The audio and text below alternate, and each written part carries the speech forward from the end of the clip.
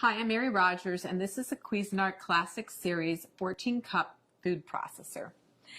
It's a very generous size, so you'll have plenty of room to be doing all your family entertaining, but it's still a nice small footprint, so you can use it for every day too. So you'll notice it's got a nice square base, and it has what we call paddles to operate. So here, this one, you press it down, it's on. This one is off.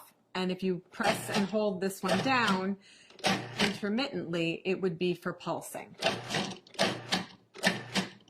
So, has a nice smooth finish. It's stainless steel on the outside. Has a lid that you remove by twisting and just pulling it off. It's really simple and easy to operate. This is your feed tube. And there's also a smaller feed tube inside, which I'm going to show you how to use a little bit later. And you can actually drop things in through the feed tube like garlic. We're going to do garlic and jalapeno. And you can actually have the machine running. And it's a very efficient way to chop up garlic and some other items. The other thing is that it's great if you want to add liquid very slowly. The small feed tube has a small hole in it, so if you want to make vinaigrette, you can just pour the oil directly into the small feed tube. Or if you're going to make mayonnaise where you want to slowly incorporate any kind of oil, it'll just drip through the feed tube directly into your bowl in a very consistent way so that you get a great finished mayonnaise or a vinaigrette. So let's look at some of the other items that come with your food processor. In the bowl already is your chopping blade. And we call this the S blade because it's shaped like a little bit like an S. And this is used for everything from chopping herbs and onions to pureeing, mixing, and also kneading doughs. And then the next thing is your stem.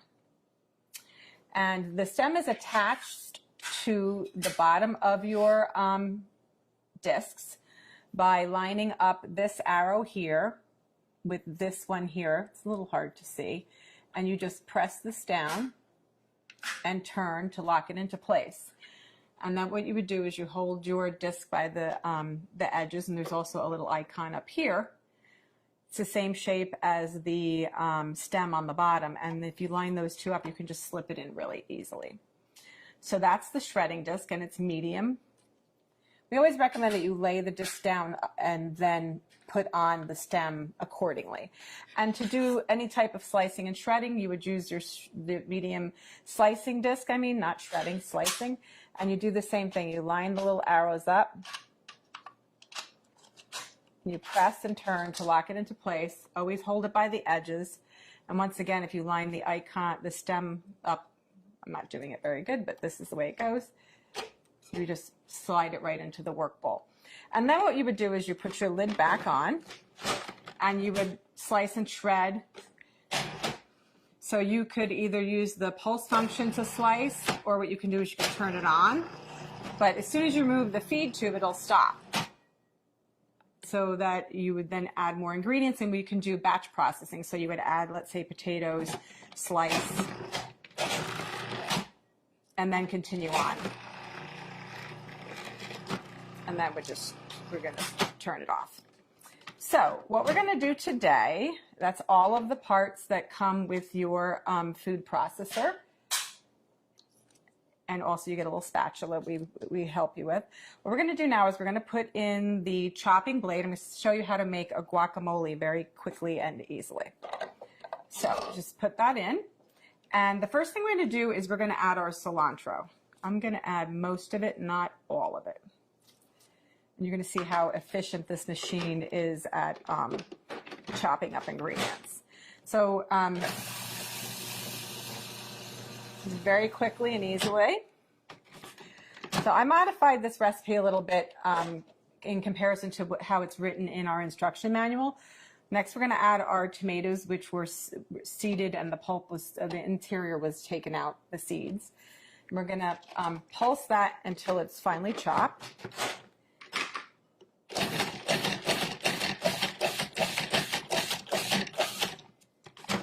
When you first start using a food processor, it's a good idea to actually use the pulse function because of the fact that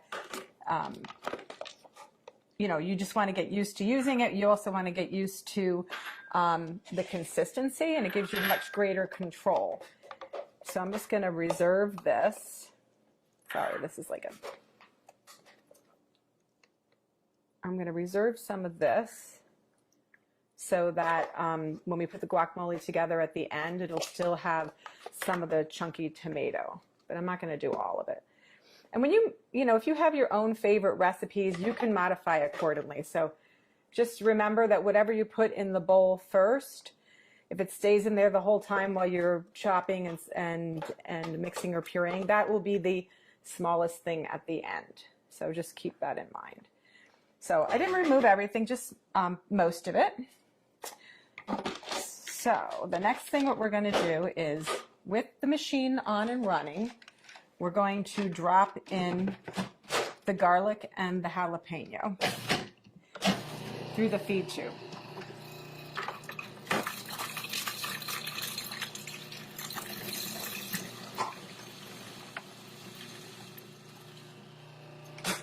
We're going to stop and just scrape down the bowl. And then we're going to move on and add our onions, our green onion.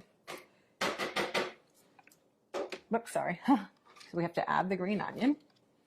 Again, we're going to chop that until it's fine. And then we're going to add the majority of the rest of our ingredients. The first being our fresh avocados. So just do that by adding that like so. And the last of the ingredients, so of course lime juice. This helps keep your guacamole also very fresh looking and gives it lots of extra flavor. This is the salt, cumin, and then the last ingredient is the chili powder. Give it a little zip. So now what we're going to do is we're going to put the lid back on, and then we're going to pulse until it's really creamy.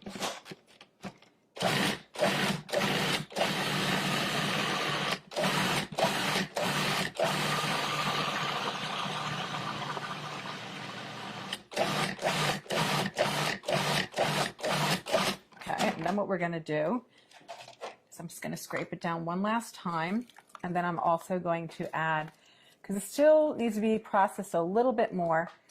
And then what I'm going to do at this point too is add the balance of the cilantro that I reserved.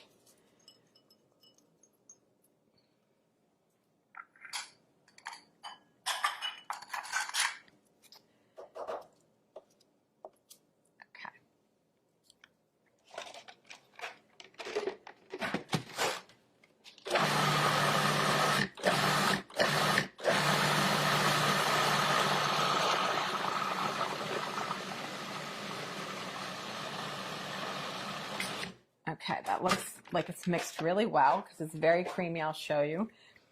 It's nice and very, very creamy looking.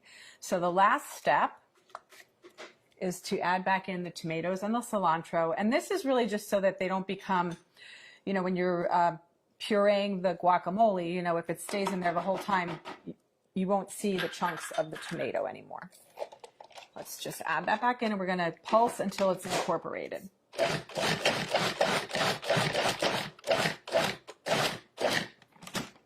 So that's that.